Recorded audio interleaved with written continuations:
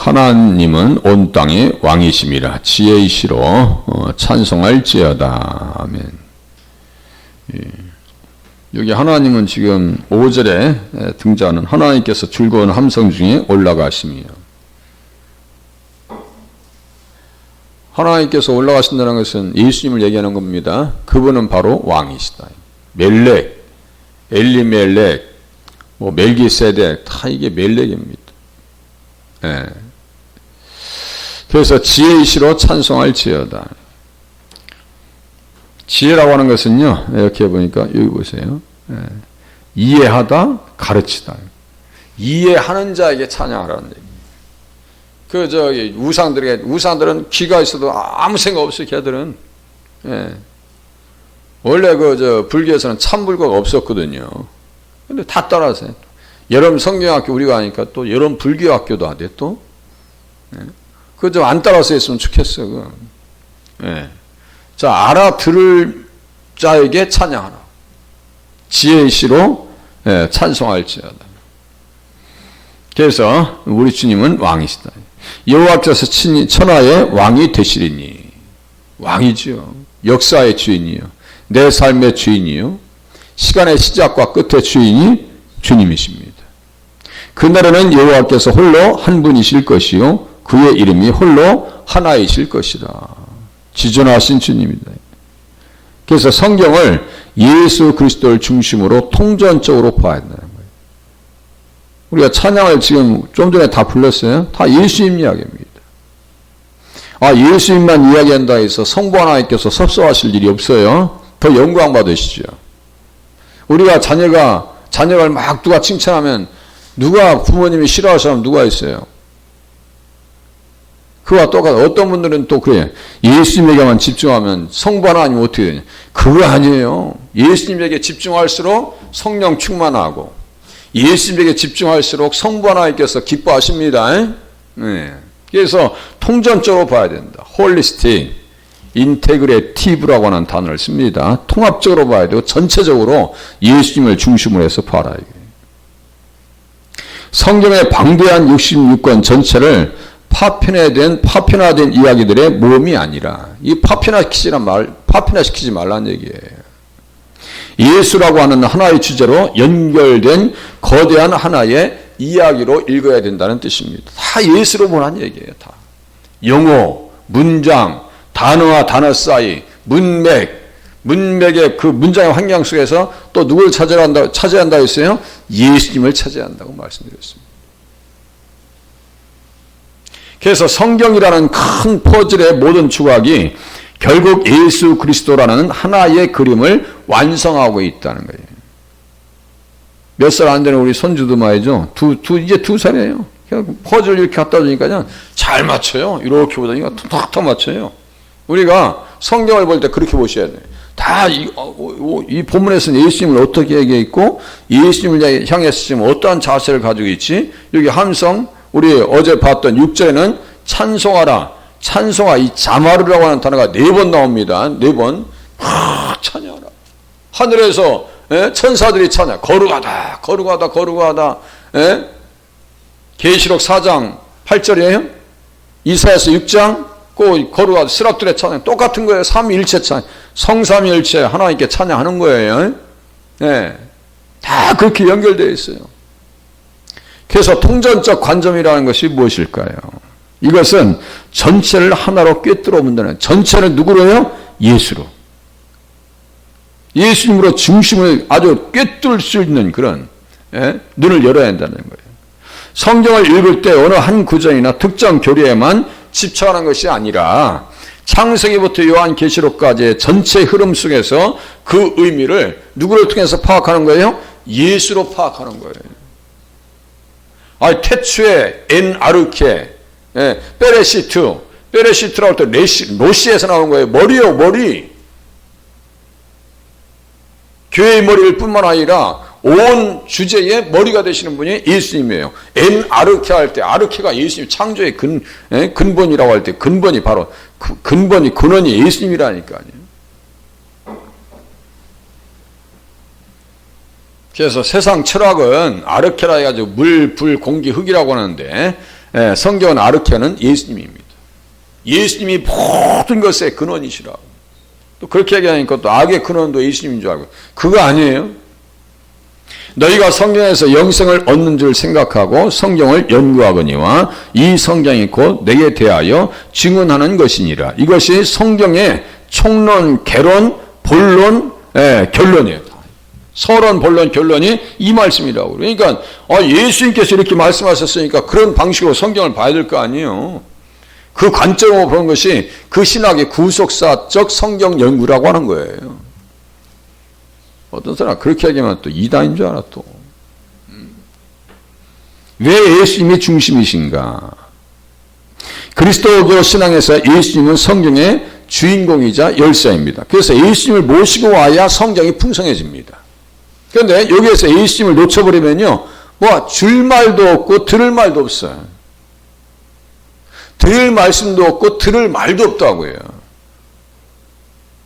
항상 본문에 예수님을 모시고 왕이신 주님, 우리 주님은 다 들으신다고. 우리의 찬양을 받으시고 그분에게 찬송을 올릴지어다. 종교개혁자 루터는 다음과 같이 얘기했어요. 성경은 그리스도가 누워 계신 요람이다. 성경에 누가 있다고요? 예수님이 계시다고요. 제롬은 이사야를 주의하면서 서문에 다음과 같이 얘기했습니다. 성경을 모르는 것은 그리스도를 모르는 것이다.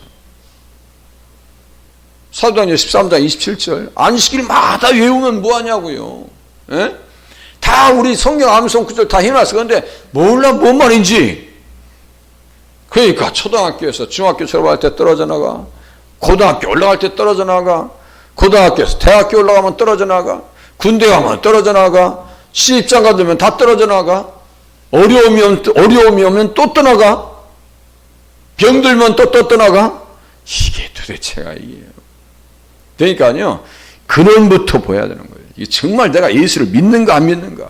항상 그 점검을 먼저 해야 돼요. 하나님 이렇게 해주세요, 저렇게 해주세요. 이건 둘째 문제입니다. 하나님 앞에 맞춰서 내가 정말 믿음이 있는가 없는가, 그걸 가장 먼저 봐야 돼요. 정말 내가 예수님 앞에 구원받은 백성인가. 구약 성경은 오실 예수님에 대한 약속과 예표요 그림자입니다. 복음서는 오신 예수님의 생애와 사역, 실체를 보여줍니다. 신약 성경은요, 오신 예수님에 대한 해설과 적용이에요. 다 서신서를 보면요, 어떻게 살았는가. 있는 것도 기쁨으로 빼앗겼대요. 천사와 사람들에게 구경거리가 됐대요. 그냥 얻어맞으면서 돌로 맞으면서 살았어요. 계시록에는 뭐가 써 있어요? 다시 오실 예수님과 하나님 나라의 완성이 써 있습니다. 그러니까 절대로 하나님은 실패하지 않으신다고요. 그래서 성경의 일관성, 성경은 서로 다른 시대에 쓰여졌지만 인간의 구원이라고 하는 하나의 목적을 향해서 일관되게 달려갑니다. 그래서 언약의 성취, 구약에서 하나님이 맺으신 언약들이 예수 그리스도를 통해서 어떻게 완성되는지를 주목합니다. 메시아 계시 언약의 구속사, 메시아 계시 언약의 구속사. 창세기 12장 3절 아브라함의 언약, 땅의 모든 족속이 너로 말미암아 복을 받으리라. 이 만민이 구원받는 것, 이방인 다 같은 말이에요. 각 나라와 족속과 방언과 이런 표현들이 있죠. 다 이방인들 구원이에요. 그곳에 눈뜬 교회가 어디라 있어요? 안디옥 교회라고 말씀을 드렸습니다. 교회는 눈을 떼야 됩니다. 어제 선교에 대한 중요성을 말씀드렸잖아요. 액수까지 밝히면서 어떤 구절을 읽더라도 이 내용이 예수님의 사랑과 구원 계획 속에서 어떤 위치에 있는지를 우리가 질문하면서 봐야 됩니다. 이건 예수님 부활에 대한 이야기. 부활을 예수님의 부활하심을 찬양하는 거구나, 이게. 지혜이시로 찬송할지어다. 그래서 율법주의에서 복음으로 나가야 돼요. 어떻게 읽어야 되는 게, 구약에서 단순히 하라 하지 말라는 도덕적 규칙으로만 보는 것이 아니라 우리가 지킬 수 없는 율법을 예수님께서 어떻게 완성하셨는지를 깨달아야 되고요. 구약의 하나님은 무섭고 신약의 하나님은 사랑이라는 오해를 깨야 됩니다. 어떤 의미로 쓰더라고. 구약은 잔인한 하나님이고 신약은 사랑의 하나님이에요. 그거 아니라고. 아니에요. 율법과 복음은 본질적으로 다른 개념이 아닙니다. 처음부터 끝까지 인간을 사랑하셔서 자기 아들을 보내시기로 한 하나님의 신실하심을 보게 만듭니다. 그러면서 삶의 목적을 발견해요. 성경의 이야기가 단순한 옛날 이야기가 아니라 지금 나를 구원하신 예수님의 이야기이자 내가 참여해야 할 하나님 나라의 이야기로 우리에게 다가온, 내가 하나님 나라의 백성으로서 어떻게 참여할 것인가. 그래서 성경을 통전적으로 본다는 것은 성경이라고 하는 숲에서 예수 그리스도라는 길을 잃지 않고 계속해서 집중하는 거예요. 예. 결국 예수님이라고 하는 전체 습과 어떻게 연결되는지를 살피는 풍성한 성경 읽기 방식이다. 이렇게 말씀드릴 수 있어요. 그래서 성경을 보면서요, 수건을 내려놔야 돼요. 예. 주께로 돌아가면 수건이 벗겨진대요. 그러니까 성경을 보면서 구약을 짜보아라. 짐승의 피가 나올 거다. 신약을 짜보아라. 예수의 피가 나올 것이다. 이런 얘기 한다. 피의 복음이요. 본문에 보니까 온 땅의 왕은 하나님이시다.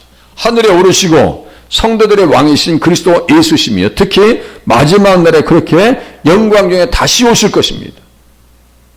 사도행전 1장 11절쯤에 나오나요? 그 1장에 나오니까요. 그래서 시편 47장 2절과 관계되어 있어요. 지존하신 여호와는 두려우시고 온 땅의 큰 왕이 되십니다. 여기 보니까 왕 옆에 지존하신 분이 나오네요. 두려워해야 할 대상이시네요. 주님은 두려워할 때. 그렇게 하고 지존하신 주님을 쫓아가면 어떻게 했어요? 멜기세덱이 등장하면서, 반석이시오. 그렇게 하면서 지극히 높으신 주님은 두려우시다. 그래서, 멜기세덱이 떡과 포도주를 가지고 나왔으니 그런 지극히 높으신 하나님의 제사장이라. 아브라함에게 복을 주옵소서 하면서 아브라함이 그 얻은 것에서 10분의 1을 멜기세덱에게 주었더라. 그 얻은 것에서라고 할 때 여기에 모든 것의 11조입니다. 이게 11조입니다. 온전한 11조. 어떤 분은 11조 할 때 막 10원 단위까지 다 떼시는 분이 있어요. 그게 온전한 거예요. 지극히 높으신 하나님, 예수님은 지극히 높으신 하나님이십니다. 그래서 아브라함을 만나 복을 빌었습니다. 여기 이제 히브리서 7장 2절, 아브라함이 모든 것의 10분의 1을 그에게 나누어 주었다. 자, 다시요. 제가 말씀드립니다. 10의 1조와 주의를 분별하지 못하면 영 분별 못합니다. 좀 너무 심한 얘기 같죠? 사실입니다. 물질을 분별하지 못하고 시간도 분별하지 못하는데 어떻게 영을 분별하겠어요? 그러니까 사고를 당하고 사고가 터지는 거예요. 유혹이 오고 미혹이 오고 현혹이 들어와도요, 이게 뭔지 모르는 거예요. 그런데요, 정말 주님 앞에 분별력 있게 신앙생활하고 말씀을 붙잡으면요, 벌써 이렇게 딱 던져지는 것을 해석을 해요. 딱 던져서 들어와요. 왜 안 들어오겠어요? 우리에게 여러 가지 시험 요지로 딱 들어오면 해석을 해버려요. 이게 분별입니다.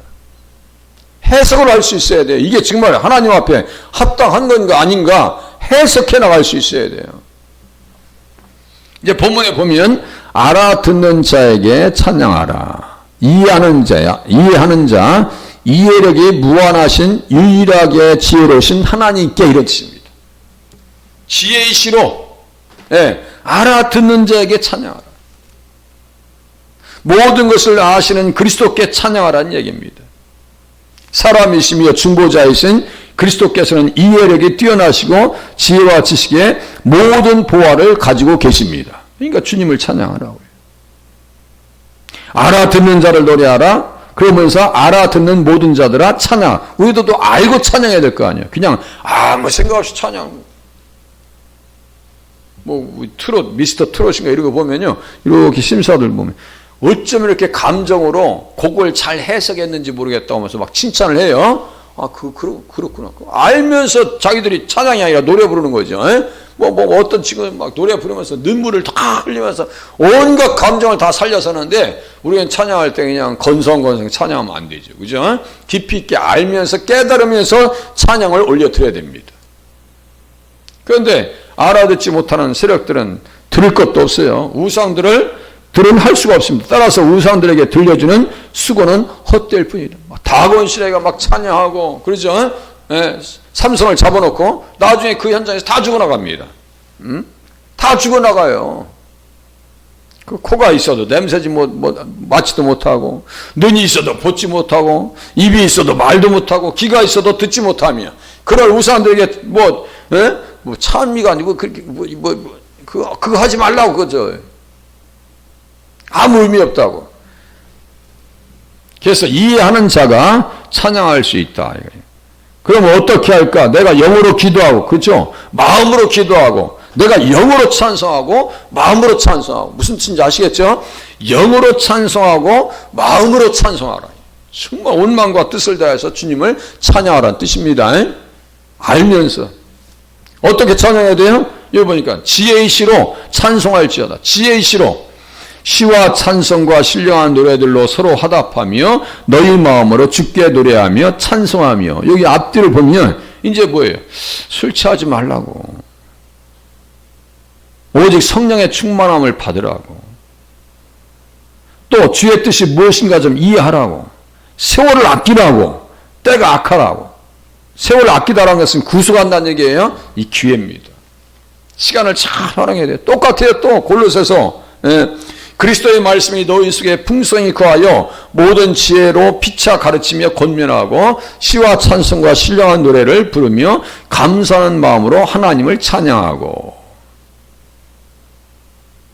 거룩하다 거룩하다 거룩하다 성삼위일체 우리 주로다. 찬양할 때 제가 어제 말씀드렸어요.